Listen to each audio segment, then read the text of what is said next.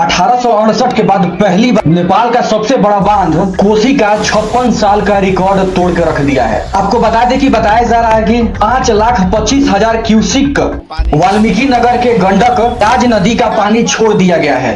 और जैसे ही नेपाल का पानी ये छोड़ा गया, पूरा बिहार में तबाही मचा के रख दिया है।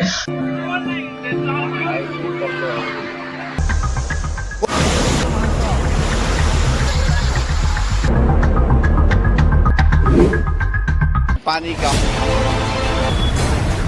बाढ़ का मंजर है।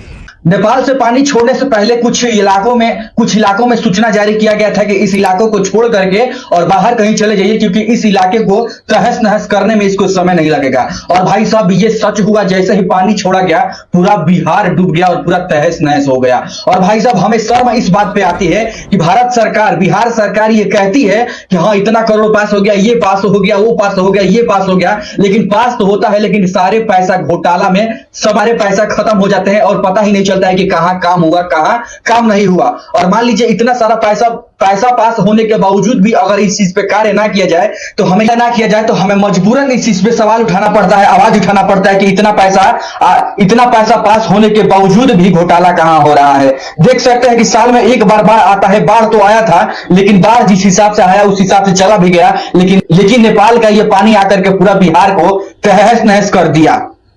आप देख सकते हैं कि पूरा गांव जलमग्न हो गया है और पूरा कहर इतना खतरनाक तरीके से पानी का बढ़ रहा है कि सबका जीना दुलम हो चुका है। और देख सकते हैं एक महिला का तबीयत इतना खराब होने की वजह से जिस उम्मीद से हम हॉस्पिटल में जाते हैं, उस हॉस्पिटल में भी पानी पूरा भर चुका है और महिला को किस तरह से स्ट्रेचर पर लेटा करके ले जाया जा रहा है। और पानी का कहर इतना तेजी से बढ़ रहा है कि भाई साहब, कितने बच्चे डूब के मर गए ये तो हम पता भी नहीं लगा सकते हैं। लेकिन भाई साहब, बच्चे भी किस तरह से डूब रहे हैं और वहां के स्थानीय जो लोग हैं वही उनको बचाने का कार्य कर रहे हैं। लेकिन बिहार सरकार की तरफ से कोई योजना नहीं, कोई वहां पे सूचना नहीं कि हाँ जाकर के बचाया जाए, जाकर के यहाँ पे ये सामान पहुंचाया जाए, वो सामान पहुंचाया जाए। कोई मतलब नहीं, ये सब डूब के खत्म हो जाए, लेकिन कोई सरकार को कोई इसी से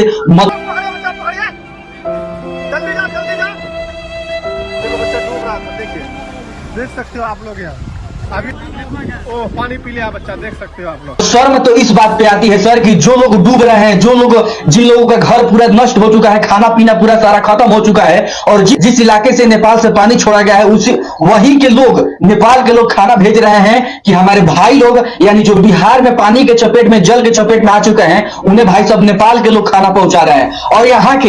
और यहाँ के जितने भी मुखिया है, सरपंच है और यहाँ के विधायक है, कोई मतलब ही नहीं है कि यार तुम कहीं चले जाओ, मर जाओ, कोई मतलब नहीं है यहाँ पे। और बात करें तो भाई साहब, स्कूल जो एक घर भस जाता है, घर ढह जाता है, उसके बाद एक हमारा आसरा होता है जो कि स्कूल होता है, और उस स्कूल में भी इन लोगों का कोई आसरा नहीं दिया जा रहा है और चाबी ताला मार करके अपने घर पे रखा गया है। इस वक्त कैसे सब कुछ कर रहे हैं आप? नेपाल से खाना आ रहा है, वही खा रहे हैं। पानी का मुखिया ना सरपंच ना विधायक यहाँ का कोई ध्यान नहीं दिए हैं। भी ताला मार के स्कूल का चाबी लेकर के चले गए। और यहाँ के हमारे प्रशासन द्वारा सूचना जारी किया जा रहा है कि भाई साहब, यहाँ पे जल स्तर बढ़ने का चांस है, इसको छोड़कर चले जाइए। यहाँ पे कोई ये नहीं है कि हाँ आपको बचाने के लिए हम आ रहे हैं और आपको बचा करके कहीं दूसरे स्थान पे हम लेके जाएंगे। यहाँ पे कोई नहीं है भाई साहब, जल स्तर बढ़ने का चांस है, यहाँ पे छोड़ के चले जाइए। अरे भाई, चला कहाँ जाइए?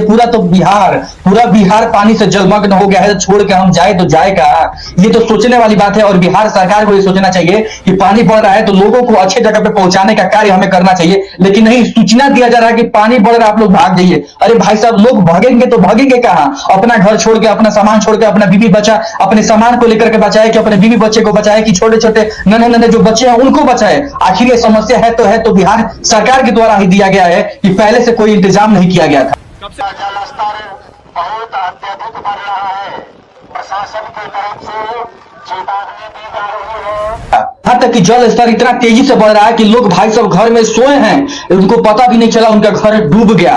और भाई साहब, रियलिटी बताए भाई साहब, तो घर में सोए हुए इंसान और अचानक पानी में डूब जाए, पानी बढ़ जाए घर में, तो उसके बाद डर होता है कि भाई साहब किस तरह से किया जाए। कुछ वहां के आरपी, वहां के एनडीआरएफ वाले हैं जो कि मदद कर रहे हैं लोगों को और समय पे जाकर के बचा रहे हैं, लेकिन अकेले कितना करे तो करे क्या? फंसे हुए हैं हम तो रात से फंसे हुए हैं। पानी बढ़ा तो आपको नहीं जाना चाहिए। रात तो 10 बजे रात तक पानी नहीं था, बस काका फंसे हुए थे ना। हाँ, तो अब पानी अब किधर जाएगा? एक तो गोर से डरने होता है, इसलिए अच्छा, भाग अच्छा। नहीं पाया। तो भाई साहब दुख तो इस बात पे होती है कि भाई साहब जो इतने साल की मेहनत से पैसा कमा करके अपने सपनों का घर खड़ा किए हैं और वो अचानक सपना का घर एक पल में मिट्टी में, पानी में, जलमग्न में तहस नहस हो जाता है और डूब जाता है और पता भी नहीं चलता है कि हमारा घर है तो घर है कहां। आवाज तो उठाना बनता है सर, क्योंकि बिहार सरकार के द्वारा ऐसे नहीं चलेगा। साल में एक बार तो आता है और इस पे भी अगर कोई कार्य नहीं किया जाए तो फिर आवाज उठाना तो बनता ही है। और बिहार सरकार से हम पूछना चाहते हैं कि जब इतना सारा पैसा पास हो रहा है तो नेपाल के जैसे इतना बड़ा बांध बनाया गया, वैसे ही बिहार में क्यों नहीं बनाया जा रहा है कि अगर कहीं से पानी आ रहा है तो उसे रोका जा सके और उसे मोड़ करके किसी और क्षेत्र में छोड़ा जा सके। ऐसा बिहार में क्यों नहीं हो रहा है? और ये सब ना होने के बावजूद हमें आवाज उठाना पड़ रहा है और बोलना पड़ रहा है कि हमें ये सब करना पड़ेगा, और जब तक हम लोग आवाज नहीं उठाएंगे तब तक ये सरकार काम करने वाली नहीं है। और फिर क्या कहा जाए, लोग तो नेपाल को ही दोष दे रहे हैं, लेकिन नेपाल भी मजबूर है कि नेपाल का जो पानी है बांध के ऊपर से उफान मार रहा है। अगर भाई साहब नेपाल पानी नहीं छोड़ता तो भाई साहब वो बांध टूट जाता, और टूट जाता तो एक साथ पूरा बिहार खत्म हो जाता। अभी तो थोड़ा थोड़ा हो रहा है, एक साथ बिहार खत्म हो जाता। वो भी मजबूर है, लेकिन अपने तरफ से पूरा प्रयास किया जा रहा है कि कैसे भी करके ये शांत हो जाए, लेकिन ये शांत होने का नाम नहीं ले रहा है। दिन पर दिन, रात पे रात, 2-2 4 घंटे में डूब, 4 घंटे में पूरा घर द्वारा डूब के तहस नहस हो जा रहा है। और लोग ऐसे जिंदगी यापन कर रहे हैं जैसे कि कहीं पूरा इलाका में पानी भरा हुआ है और बीच में कहीं ऊंचा स्थान है, वहां पे लोग आश्रय लेकर के और भाई सब इलाका में बैठे हुए हैं, या आश्रय लेकर के भाई साहब कुछ लोग बैठा हुआ है। उम्मीद करते हैं कि बहुत जल्द ये समस्या खत्म हो जाएगी, और सरकार से हम विनती करना चाहेंगे कि इस पे जितना जल्दी हो सके कुछ किया जाए और भाई सब लोगों की बचाने को बचाया जाए। बस इस वीडियो में इतना ही, मिलेंगे नेक्स्ट वीडियो में, तब तक के लिए धन्यवाद।